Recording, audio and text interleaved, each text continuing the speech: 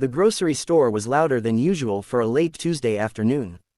Kids tugged at carts, the overhead announcements chimed every few minutes, and the steady hum of refrigerators filled the aisles.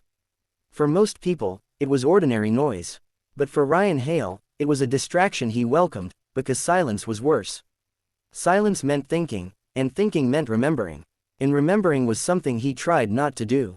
He pushed his cart slowly while his 8-year-old daughter, Lily, walked beside him, swinging her little backpack as if it weighed nothing. She was talking animatedly about her school art project, but Ryan was only catching bits and pieces, something about glitter, something about glue, something about a dragon who wears shoes. "Dad, are you even listening?" she finally asked with a tiny huff. Ryan blinked, pulled himself back into the moment, and smiled. "Of course I'm listening. Dragons with shoes. Very fancy ones, I assume." She squinted at him, suspicious. "You didn't hear anything, but it's okay. You always drift away when we walk here." She paused, then added softly, "Is it because of Mom?" The question hit him unexpectedly. His steps slowed. He crouched down so he was eye level with her. "Hey, what makes you think that?" She shrugged, picking at the zipper on her backpack. "I know I was little when she left. But I know you get sad sometimes. Like when music plays in the car. Or when you see a flower shop. Or when someone says her name." He swallowed. Lily was perceptive, maybe too perceptive for her own good. "It's not about being sad," he said gently. "It's just that grown-up hearts remember things. Even when they don't want to."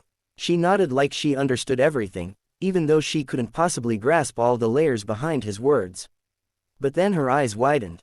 "Dad, they have the cereal I like." She darted a few feet ahead, and just like that, the moment dissolved. Ryan sighed, relieved and aching at the same time.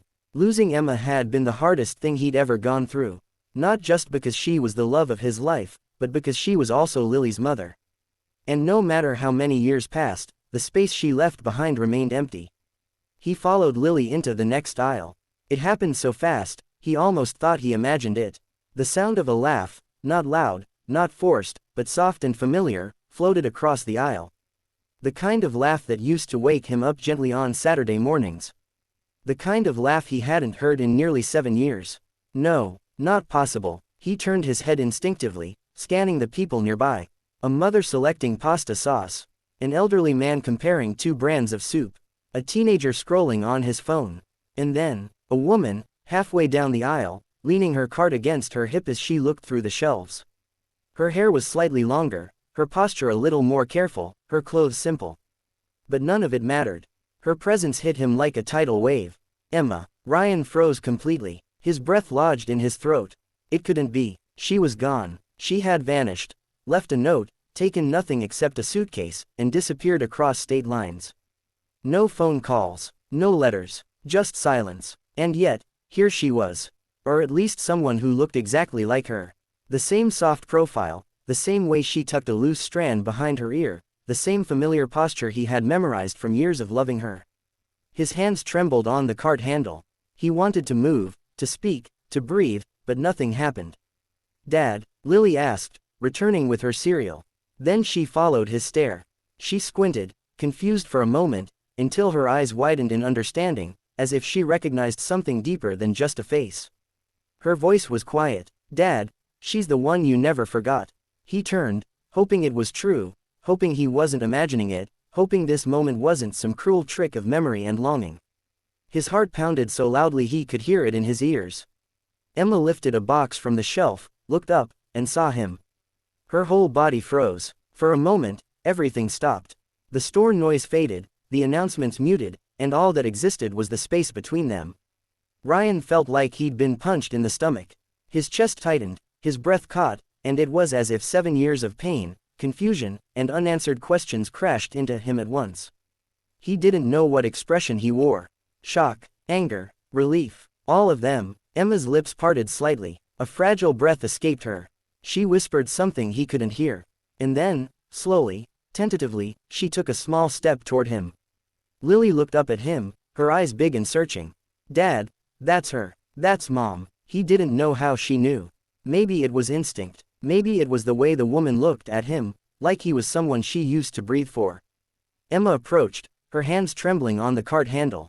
When she finally spoke, Her voice was barely audible. Ryan. It was his name, spoken with a softness he remembered too well. His throat tightened. Emma. She swallowed, tears already pooling. I didn't think you were still in this town. I never left, he said quietly. Her breath hitched. She glanced at Lily, who stared back at her with a mix of curiosity, recognition, and something else, something that made Emma's eyes shine with emotion. Ryan straightened, instinctively placing a protective hand on Lily's shoulder. Emma's voice shook. She's so big now. You haven't seen her since she was 1, Ryan said, unable to hide the edge in his tone. Emma closed her eyes in pain. A long, thick silence hung between them, full of everything they hadn't said, everything she hadn't explained, everything he had carried alone. Finally, Emma inhaled shakily. Can we talk, please? Ryan didn't know what to say. 1,000 questions burned inside him. But Lily tugged his sleeve gently. Dad, maybe you should. He looked at his daughter, then back at the woman who had broken his heart in the most permanent way possible. He nodded once. They stepped out of the aisle and moved to a quieter corner of the store, near the garden section, where the scent of soil and fresh flowers drifted lightly. Emma stood with her arms wrapped around herself, as if holding her own shaking body together. Ryan stayed beside Lily, whose small hand anchored him. I know you hate me, Emma began, her voice fragile. And you have every right to. He didn't respond. He wasn't sure what he felt. Anger, yes, but also something dangerously close to relief that she was alive. I didn't leave because I wanted to, she whispered. I left because I was drowning. Ryan frowned. You could have asked for help. I didn't know how, she said quietly. I was 24, terrified, postpartum depression spiraling, no family support, and I felt like every day I was slipping further away from myself. I thought, if I stayed, I would hurt you both. So I left before I broke entirely. She wiped her eyes quickly. I know it doesn't excuse anything. I should have come back. I should have called. I should have been here. I know that. Ryan's jaw tightened. You didn't just leave me.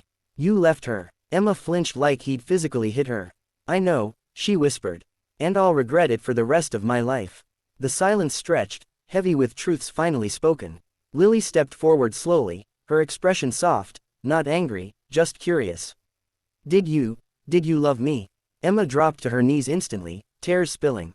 Over. Oh, baby, she sobbed, I loved you more than my own breath. I still do. I was sick. I didn't know it then, but I was. And I didn't know how to stay. Lily looked at her father, searching. Then back at the crying woman in front of her. She didn't move into her arms, but she didn't step away either. Ryan felt his chest tighten. Watching Emma fall apart, stirred something in him he didn't expect. Compassion, pain, memories he had tried so hard to bury. He remembered nights Emma would cry quietly while feeding Lily. How she'd flinch at small noises. How she always looked exhausted. He thought it was normal. He thought she just needed sleep. He didn't know the storm she was battling. I got help, Emma said softly, looking up at Ryan through tears. Therapy, treatment, years of working on myself. I didn't think I deserved to come back. But I never stopped loving her. Or you. Ryan's breath caught. He wasn't expecting that last part. Emma stood slowly, wiping her cheeks. I know I've lost the right to ask for anything.